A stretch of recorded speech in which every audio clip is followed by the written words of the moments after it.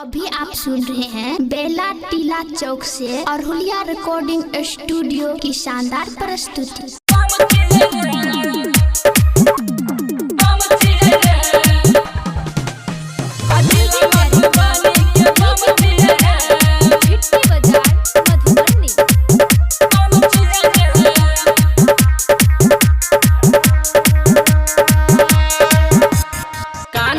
बढ़ल छे पावर सुइया पहाड़ की छे चढ़ जब टावर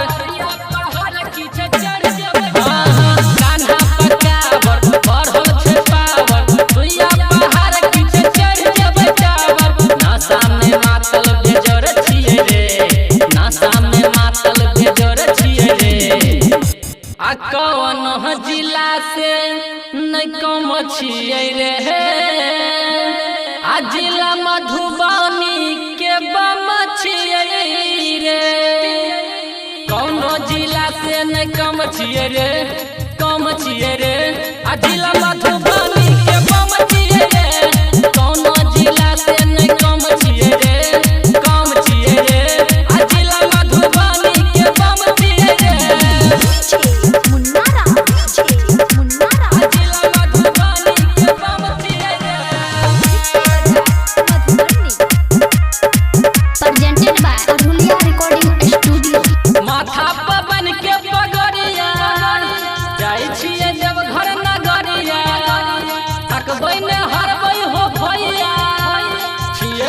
सुपर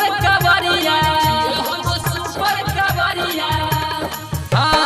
माथा पवन के पगरिया जाई छिए जब घर में गरिया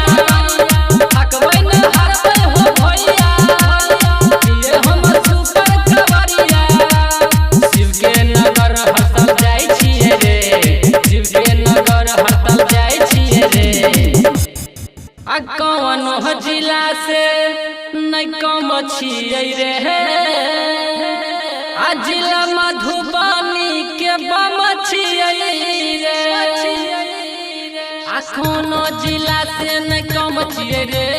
कम छिए रे आ जिला मधुबनी के बम छिए रे कोनो जिला से नहीं कम छिए रे कम छिए रे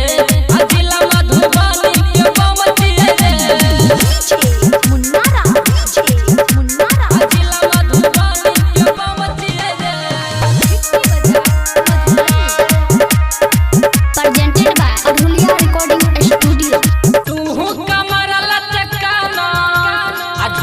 तू सबके झुमाना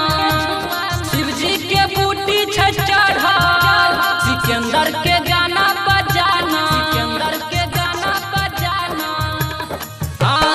तू कमर लटकाना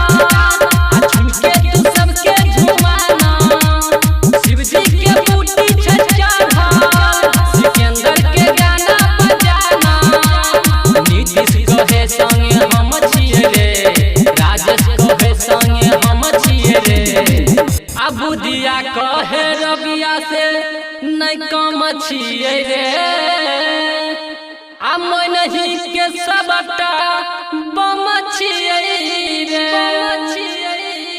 कौनो जिला से नहीं कम छिए रे कम छिए रे आ जिला मधुबनी के बम छिए रे कौनो जिला से नहीं कम छिए रे कम छिए रे presented by Arhulia Recording Studio।